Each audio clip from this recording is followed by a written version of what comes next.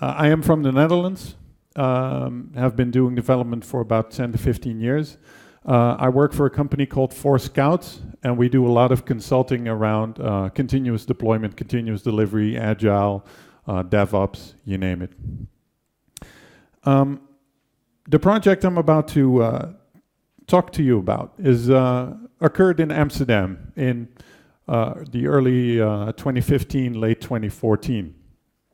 Close to the River, actually, very nice part of the city, at a company called Persgroep, which owns a number of large newspapers in both Belgium and the Netherlands, like the Volkskrant and Standaard, but also a number of job sites, like the one I'm going to be talking about. 3, actually. Job sites where people like you and I can look for new jobs or get a better job. And they had a few problems with that site. It was a system that was older, and it started to show its age. It was about 10 to 15 years in development, and it was definitely showing signs of aging.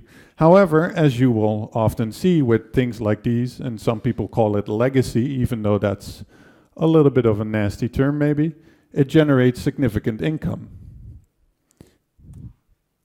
However, it is very slow, dreadfully slow at some points, and very complex.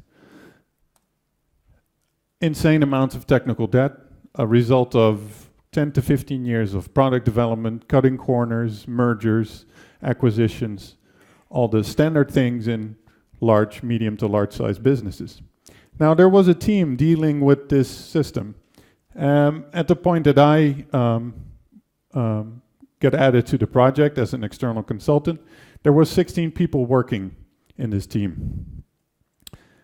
They were doing manual releases every 4 to 5 weeks, and generally on the weekend. Now, the problem with a job site is that it has 2 groups of customers.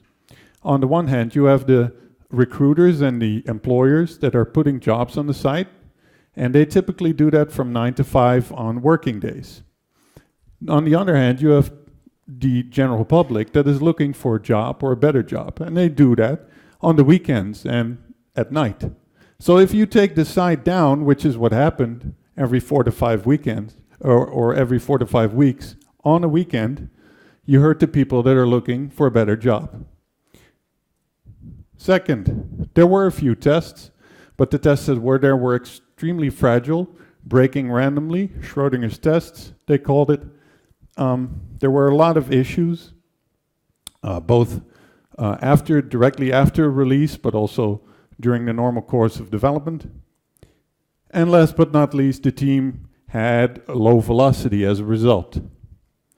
And also low confidence, and a little bit frustrated with how things were going and the speed that they were able to achieve. Now, there was no real new functionality coming out for the business, so the business was growing frustrated as well, and clearly something had to improve.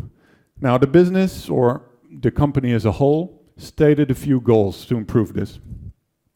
The first one is to significantly reduce the number of issues. The second one, to reduce the lead time. And by lead time, I mean the time it takes for an idea to be available to a customer in production, in live.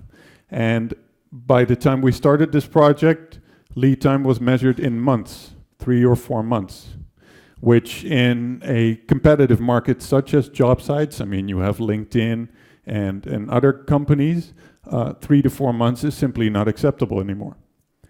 Third, increase productivity of the team. Because they are dealing with so many issues, they don't have a lot of time left to implement functionality, right? To work on features. And fourth, oft overlooked but very important, increase motivation of the people that work at the company. Remember I talked about low confidence and frustration? That plays a hand in how, if people are going to leave or not, and maybe go to a more interesting employer. So increasing the motivation of the people that work there was a very key part. Now with all these goals, you can ask 2 things. Do we refactor the existing system or do we rebuild it totally? Refactoring was tried initially, very enthusiastically, and after about 3 to 4 months, the developers had 2.5% code coverage. So at this point, they would about have 15 or something, so that really was not feasible. Rebuilding then, or a cut over rewrite, is where we build the exact same system, and then when it's done, we switch over from the old system to the new system. Big bang, never went wrong before, right? So clearly that was out of the question as well. Briefly, a commercial off-the-shelf system was considered as well. We buy a job site essentially from a vendor, but then the only thing you can do really is change a logo or a font. And if your company is the job site, at that point you cease to exist because you're innovating at the speed of your vendor. So what do we do then? Well, the approach we took is we offer APIs to employers, to recruiters to put jobs on the site. We start seeing those APIs as first-grade citizens. We start splitting into services, a service-oriented architecture, and not necessarily microservices, even though that's all the rage, but services that are small enough, yet useful enough, so concentrated around domain objects, like a job seeker, or a job, or a company. And we migrate individual pages, as this is a website. And when I talk about migrating individual pages, I mean using the strangler pattern. The strangler pattern borrows from a tree which exists in the wild, which basically grows on another tree and grows until at the end of the process, it kills the original tree. Sounds a little bit morbid, but that's essentially what we're going to be doing.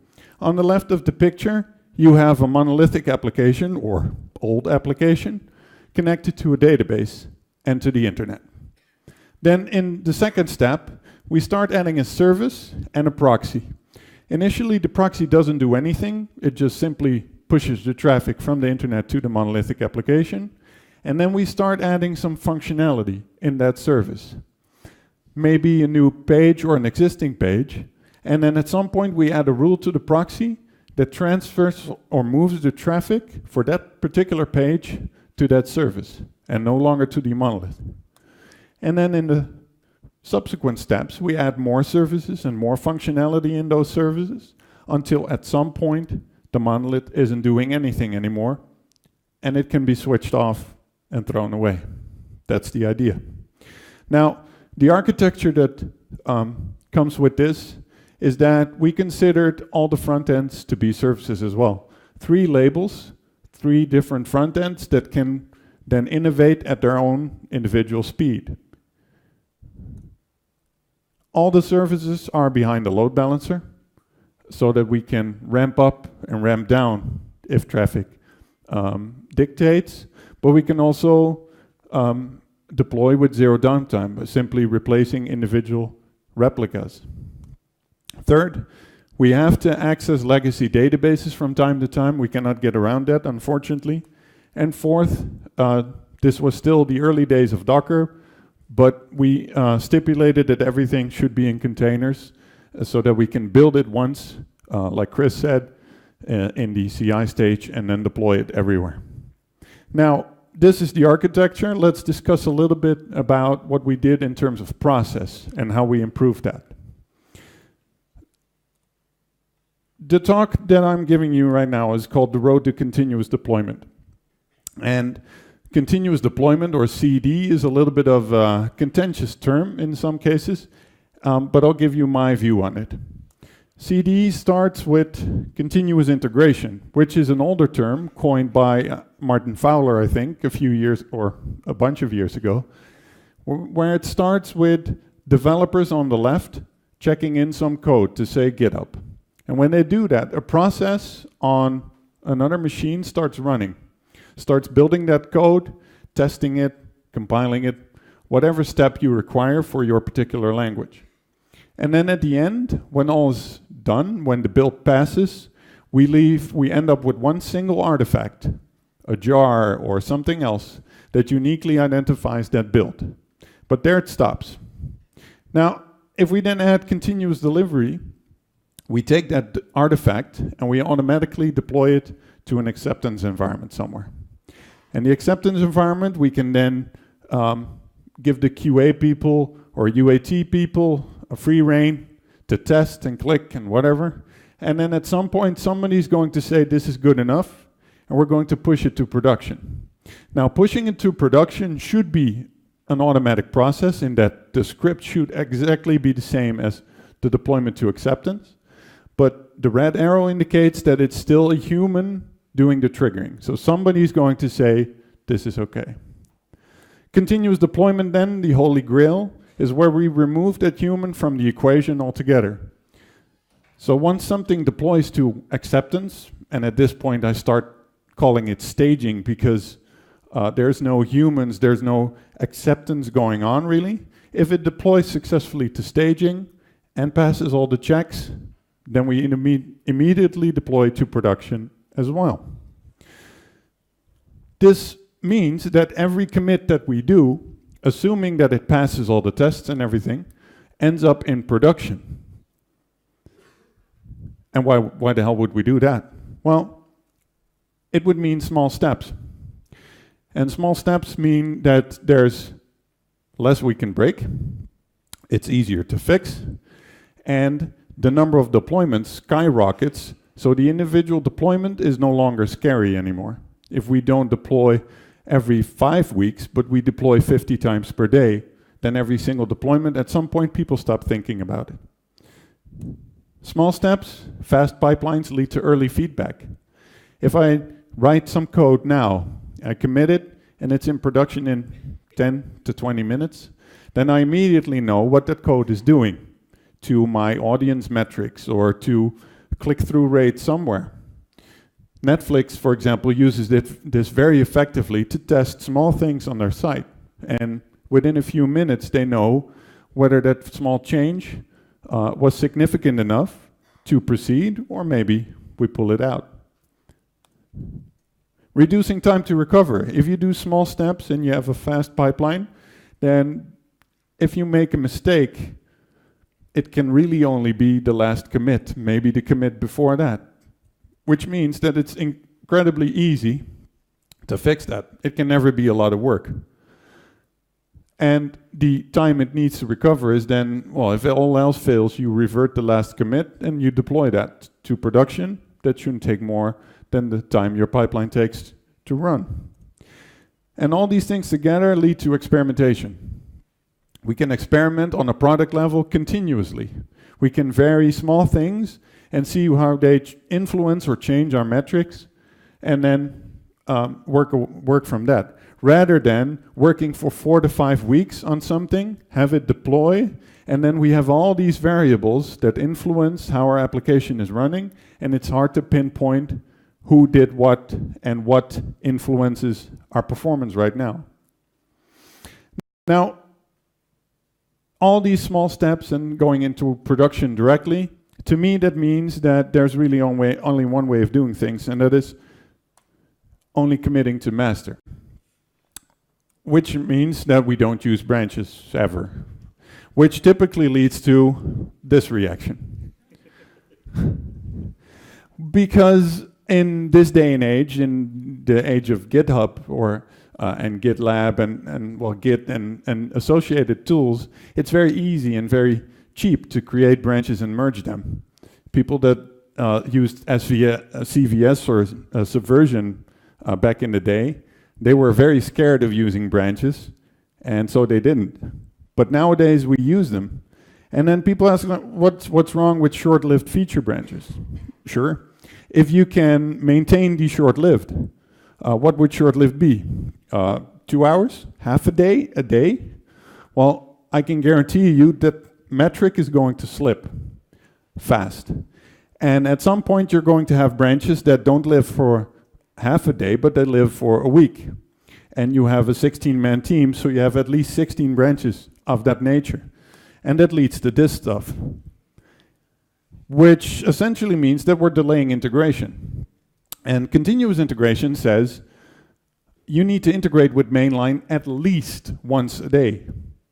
And if you have feature branches which are longer than 1 day, which live longer than 1 day, you're already violating that principle. Because you get conflicts. Who's never had, as a developer, a merge conflict? Don't lie. But the merge conflict you can fix, right? You can go to all the people involved in all the commits that you broke, and you can fix that, hopefully, potentially.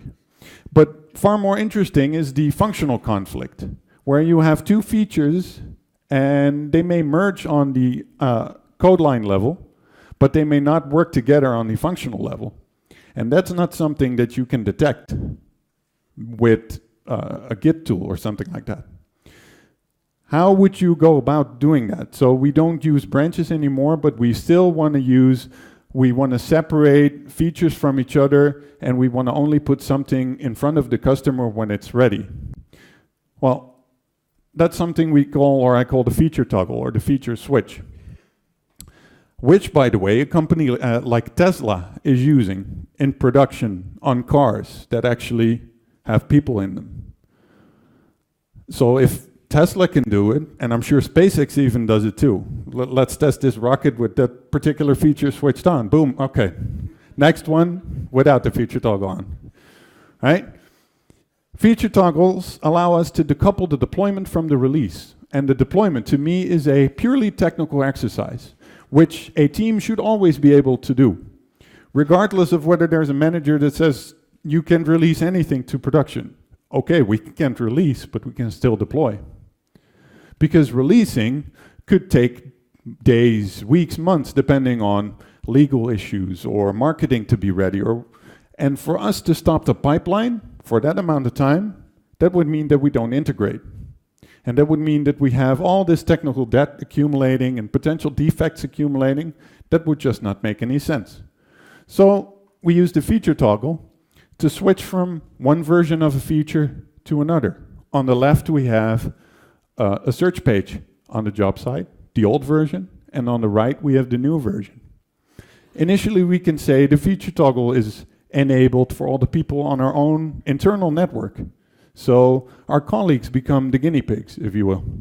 And then we start switching on the feature toggle for 10% of the traffic, and then 50, and then 100. So it also becomes an A/B test for free, essentially, but it allows us to use or to enable functionality that should not be seen yet, and slowly enable that to the public. We can even enable a feature toggle based on a date. Like this marketing campaign can only go live at date X. One of the things you have to then be careful about is feature toggle debt, which is an actual thing.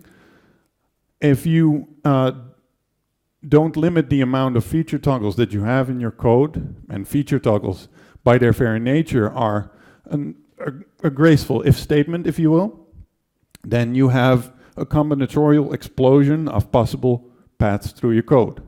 So the moment something goes to 100%, you remove the feature toggle.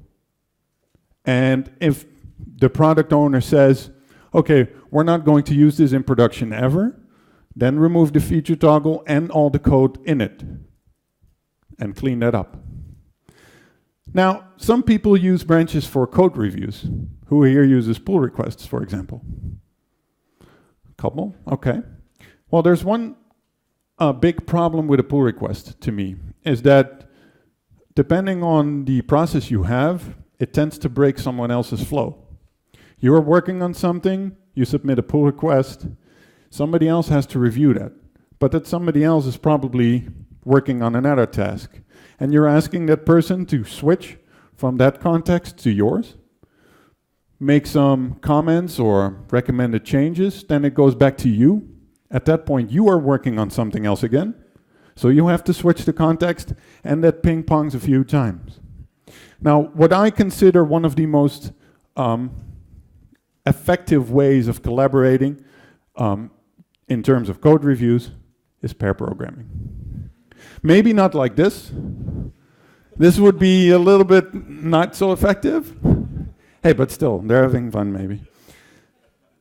So In the projects I do, I typically don't enforce pair programming, but I encourage it, because a team learns quickly that having two people working on code drastically improves the quality of it. You get continuous inline code review.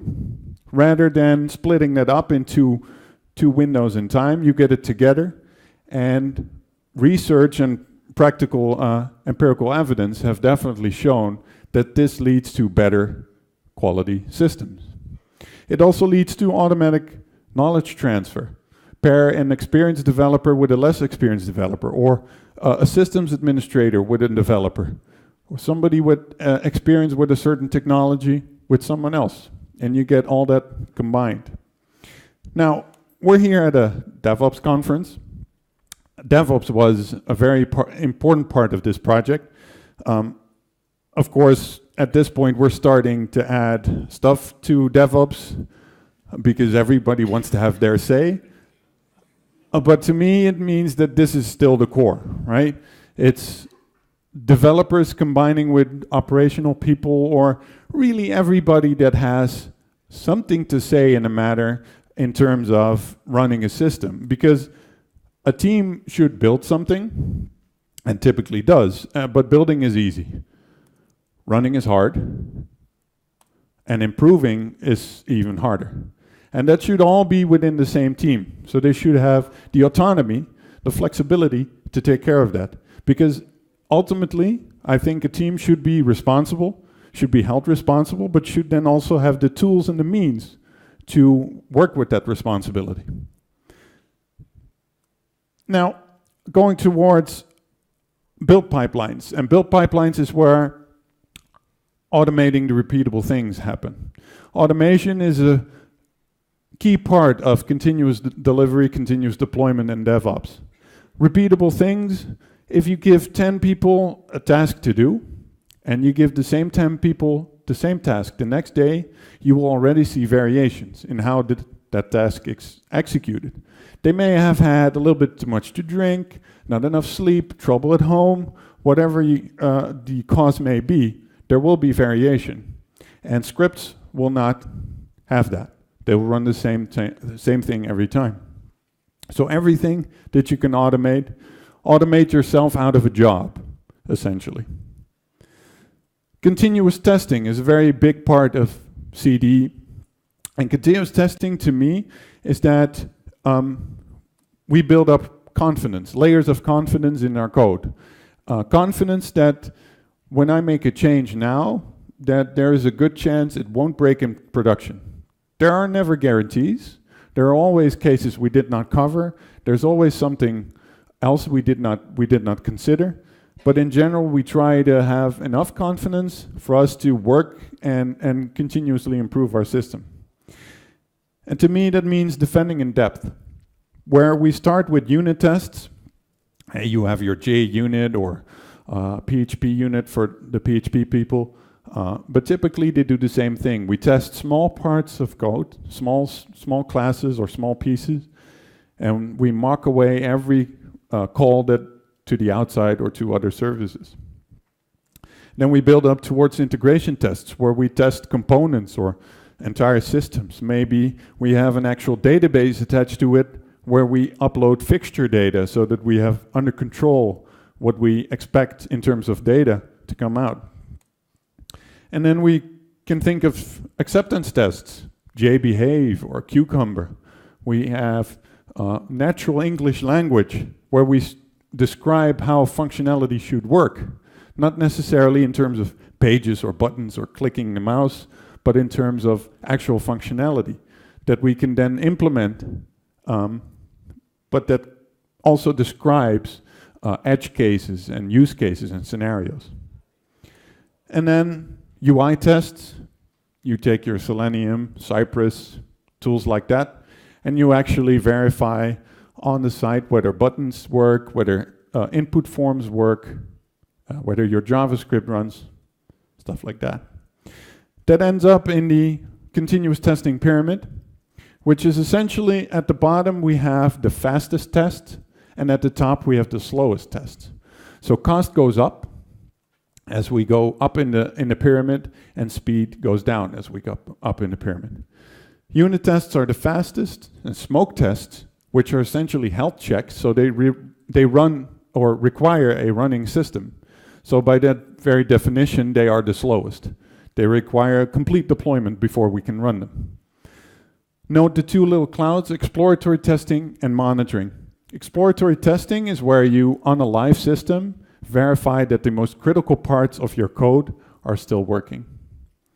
Monitoring is an essential part of continuous testing because you can't test everything, and some things you will only find out in live. You will see error rates go up, or you will see something else happening.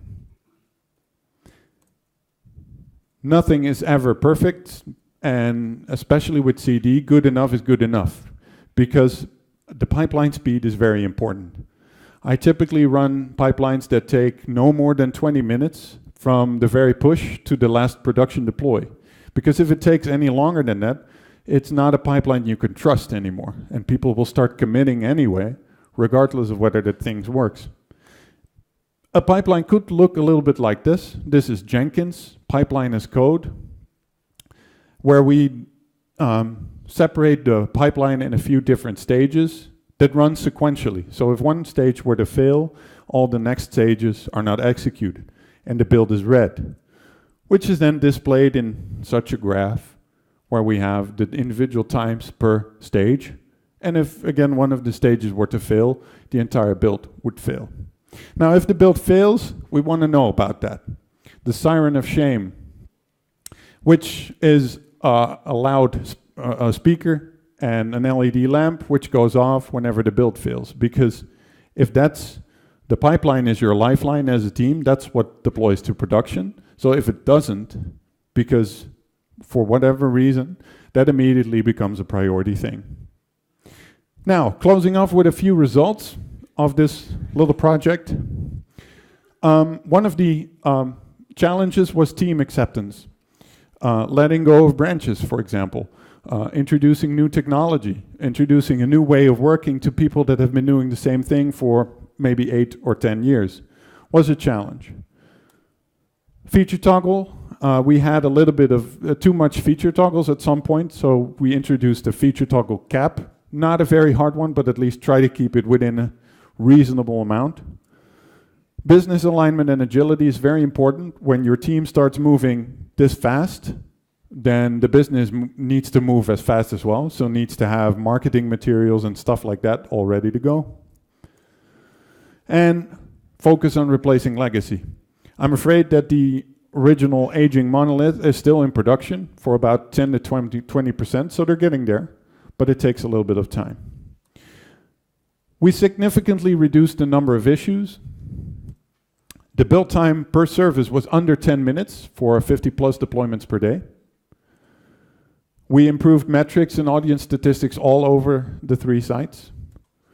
And the team increased their confidence, velocity, and fun massively. Now, if you want to talk to me about continuous delivery, this make.io is our label under 4Scouts, where we do a lot of consulting about this. I'll be here the rest of the day and a little bit tomorrow, so come find me if you have questions. That's my Twitter handle again, and my email address. And I blog a little bit about these topics as well, so if you want to find me out there. All right, thank you so much for your attention. Thank you, Michiel. So, one for you. Thank you. Thanks for having me. Okay. Do we have time for questions, or? I think we can have some questions because we now are gonna have a break.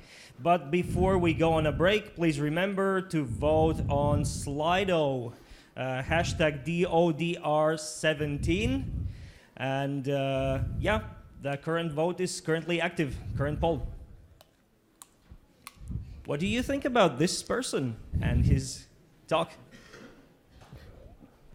Are there any questions? There's one in the back there.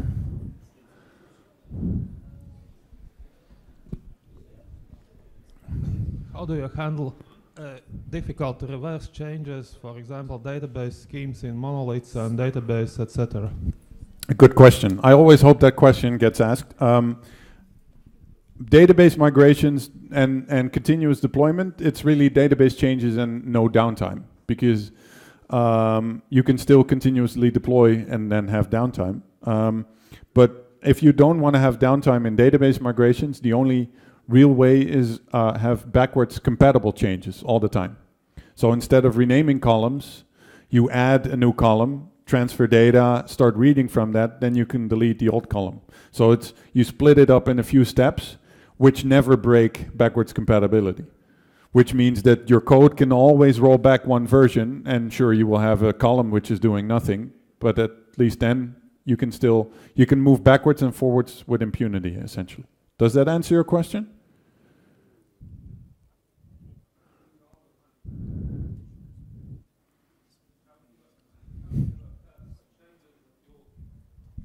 Cannot go back, especially if it's old code which you cannot modify. Without going into too much detail, I don't think a rollback exists in databases. Simply because if you have a live database that gets data added onto it, then rolling back to a backup means losing data. So I don't consider rollbacks to be feasible in any realistic form. So the only way is to roll forward. So that means that in our database changes, we always need to be backwards compatible, and our code needs to be able to handle, we need to be able to go one version back in terms of code. So that means reverting the last commit and then going back. That should not break things. So that means designing our database and database migration in such a way that that doesn't bother us. Okay? Cool. There was a question here. Yes. I'll repeat it if you want. Yeah, so my question is, what is the measure of, like, can you apply this continuous delivery to your project? I mean, it's always kind of necessity. So, so the same scheme is about, like, is it applicable to your business, to your project? Do you have this kind of metrics or understanding when it can be applicable or not? Well, in the most black and white extreme version of it, it's applicable to any business. If it's applicable to cars with people, then it's applicable to pretty much everything. I'm sure that at some point Tesla or SpaceX will do the same thing, will continuously deploy stuff to their Mars landers, because they'll be going away for 2 years. So it's applicable. If it's applicable to SpaceX and Tesla, it's applicable to banks, which means it's applicable to pretty much everybody. It's a question of do you feel it's sometimes taking a little bit of risk or trying to. There's sometimes regulation involved or legal issues, which you need to go around in some cases, but I don't think there's an industry that cannot benefit from this. Mm-hmm. For me, it looks like you need a kind of configuration management of feature toggles. Yeah, that could, so configuration management for feature toggles. In the most simple form, a feature toggle can be a cookie, if you're talking about a website. And you can have, it can be simply part of your code. More sophisticated systems, you could say we have feature toggles that we can switch on and off on a dashboard or something for individual customers. The problem with that is that it explodes very quickly. And then you would have customers which still don't have all the feature toggles switched on. So you cannot remove those old feature toggles. So you essentially have the same problem of having old versions of your code shipped to some customers, and you still have to support that. So yes, you can have some sort of configuration management, but that will potentially be another problem in disguise. Okay, so I think we're out of time for this one. Okay. So yeah, I hope Michiel, you'll be available for questions Definitely. later. Yep. Yeah. Also voting for Michiel's talk is also available and will be available throughout the break. And let's meet at 11:25. Thank you again.